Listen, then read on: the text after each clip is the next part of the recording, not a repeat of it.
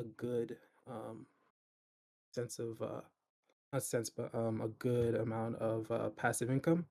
Uh, and I guess for context, I probably should have started off a little bit with my own experience, but basically, I've been using this bot for since September.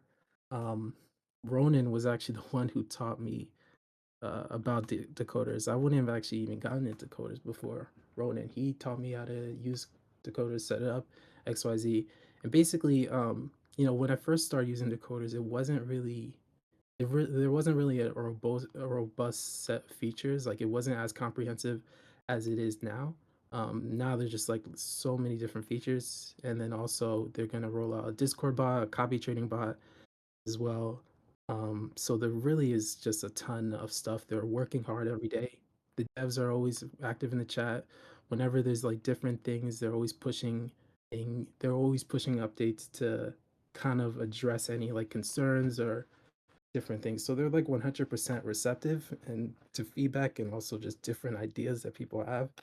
And I've been in Web3 for now like 5 years, and like whenever I see hardworking devs that are working in and day out to make their product better, I take the bet on them. And I guess, this bet ended up working pretty well, um, with the help of Ronan, of course. So let me go through some questions, and then I guess I'll just share.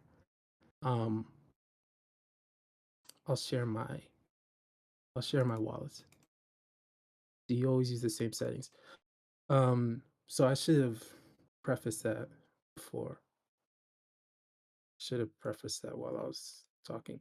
But basically, when the Meteora farmer first started out, you could only do one pool. But now you can do multiple pools. And so with multiple pools, you can kind of get a sense where now you can start running multiple settings depending on what degen strat, or not necessarily degen strat, but depending on what strategy that you want to run. So let's say, for example, you want to allocate 25% of your wallet towards like degen plays, 25% towards like medium risk plays, 25% towards long plays, and then 25% towards force pools. Well, now you can do that. Basically, you would kind of just set up the terminal. Um, you would have to set up a terminal one for each strategy. But if you want to run four strategies, you can keep it on one terminal. So basically, one terminal is set up for whatever strategy you want to run. And if you want to run four strategies, you need to run four terminals. Three strategies, three terminals, two strategies, two terminals. Um, so kind of just to answer Sir Callie's question, like I've been in decoders for a while and I've tested a lot of settings. So like there's different um benefits and drawbacks to everyone's settings. But kind of like how I was talking with a couple of people earlier today, and basically the rule of thumb I would say is like, everyone's settings is kind of geared towards a certain strategy. It has certain nuances between each one, which will allow you to get into certain pools. And just like with anything in Web3, like you're not gonna, unless you're 100% confident, you're not gonna throw all your eggs in one basket. So for me personally, um, I have like 33% of my um, port dedicated to force pools whenever I want to do that kind of strategy. And then the rest, I develop my own settings that I liked using. And then I also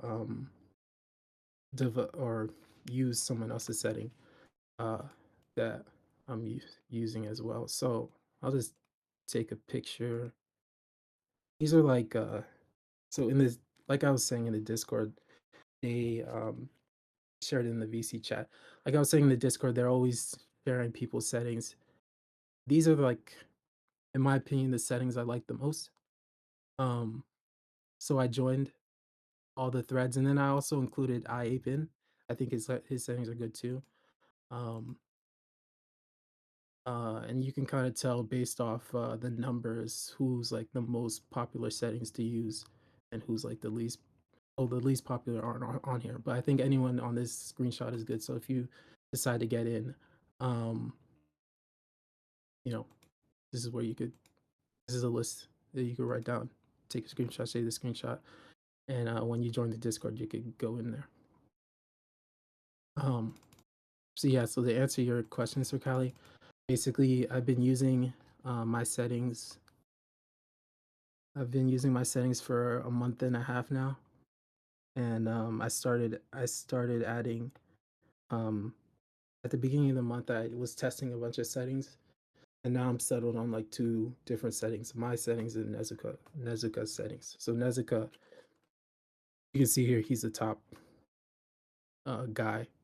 He has like, for whatever this means, he has like 54 people in his thread. I think mine is like at 36. Some other people are around 20, 27 ish. But yeah, um, let's see what else. Started now, no one else. How much is to get into Soul Decoders? Okay, so yeah, so let's talk about pricing. So basically you have a couple different options with pricing. Um, you can do a monthly subscription. It is 0.7 Soul. Um, I'm not gonna advise you guys to get into to fully get into decoders or not, but this is just to kind of give you the options. I'm just gonna present you with the options, my P&L, how I've been doing, and you guys can kind of decide for yourselves if it makes sense to do it. But I will also preface this by saying too, like, everything in Web3 is retroactive. There's sometimes you can have repeat scenarios that continue to pop up, but everything is retroactive. So my um performance over the past 4 months doesn't dictate it's going to be the performance over the next 4 months. Yes, I do believe in meme coins. I think they can still do well. I think DLMs can still do well. You probably can get the same P&L as me, but there's always that risk because the market right now is not great. And if we do get back into the market, then you can start getting sizable gains. That being said, a monthly subscription costs 0.7 Sol. um, they are partnered with different communities. They partnered with a lot of different communities, so I don't know if there's a comprehensive list somewhere, but I could, if you guys are interested in that, I could direct you towards um some of the cheapest partner communities where basically if you hold one of their NFTs, then you get a discount for the monthly subscription. Um, and then the other option is having one decoder, which will give you access to the bot. Three decoders will give you access, and then 10 decoders, your grandfathers for life. If they to whatever features they use, you always have access to features with for free, and also just like you have like first priority access. So like for example, um, I don't even know if the copy trading bot right now is is going through some updates right now, so it's currently disabled. I don't even know if I could actually show you guys because it's disabled. But like that's something else that I've been using, like the copy trading bot for the past couple of weeks. So that's something that's going to be rolled out by the end of February, March. That's like alpha. I don't think many people know that. So um we'll see what happens with that. That being said, you need to kind of consider what that cost. So the cost of investment into getting into decoders is depending on what you do. So like if you do a monthly subscription, it's 0.7. If you buy three NFTs, you're already looking at 9 Sol. And then on top of that, you need to actually, put the money into the different pools that you want to do. So I would say you could pretty much get sizable gains if you have like 5 Sol. Below 5 Sol, then you're gonna have to start doing a little bit more degen risky plays. But like with 5 Sol, you could easily turn it into 10 or 20 Sol by the end of the month if the market conditions allow it. So like I was saying, all this stuff is retroactive. I can show you my P&L. I can show you my charts, and you know, but the problem is it's just like it's not a guarantee that the market is going to be good to allow for DLMMs, to keep cooking. Um that being said, I am bullish over the next 3 months, so I think it could happen, but yeah. Yeah, so next question, do you stop the bot any moment? I stop it on weekends. Like I do 95% reduction. Like I really just don't DLMM on weekend. If I do need to do it, it's manual. Because like my worst losses have been on the weekend. So I pretty much don't have it enabled. And it's also saved me because there's been a ton of nasty runs that have happened on the weekend or vicious dumps that happen on the weekend. And it's just like I see other people in the Discord complaining about it, and I'm just like, I don't have that issue because I turn it off. Or it's like um or the reduction is so low that I don't even need to worry about it. Are there any pitfalls into setting up for the VPS SRPC? I would say the only pitfall is um Pionix is a pretty great VPS. I really have had no issues with it. No security risk at all. I haven't heard of them having any hacks compared to other VPS companies, which is something you really want to be mindful of when you're, using a VPS. So the security is top notch over there.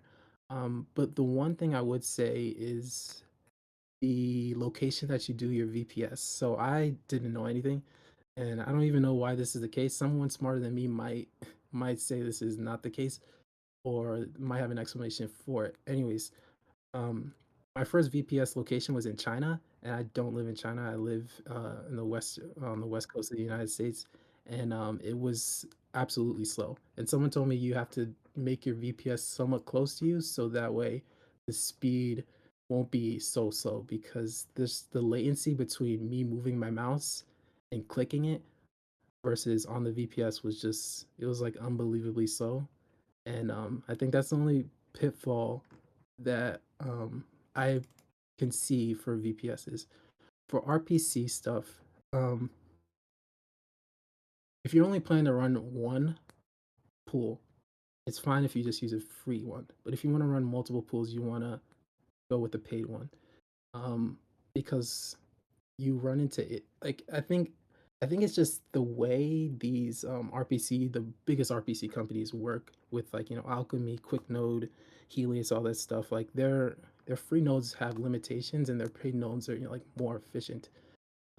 And I don't know, that's another thing that's beyond my head, but what I've noticed is like when I was using the free nodes with like multiple pools, like it was just running I was just running into constant errors, but now I pay for the $50 a month subscription for QuickNode, and yeah, it works super well. Zero issues. Yeah, all right. So I think now let me just like uh just show see this because I see this next question here. What's your P&L for the month? So I'll just share my wallets. Um,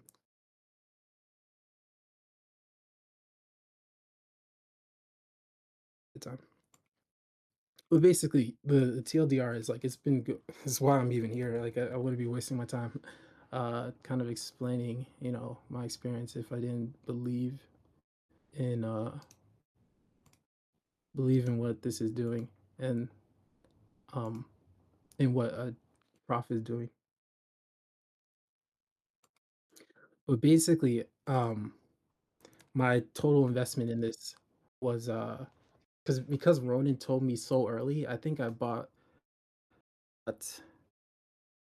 7 decoders for like maybe 6.5 soul, 7 soul. So like I'm well in profit from the NFTs.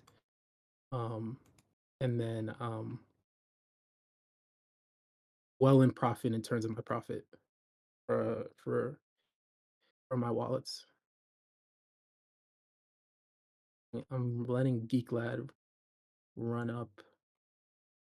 Um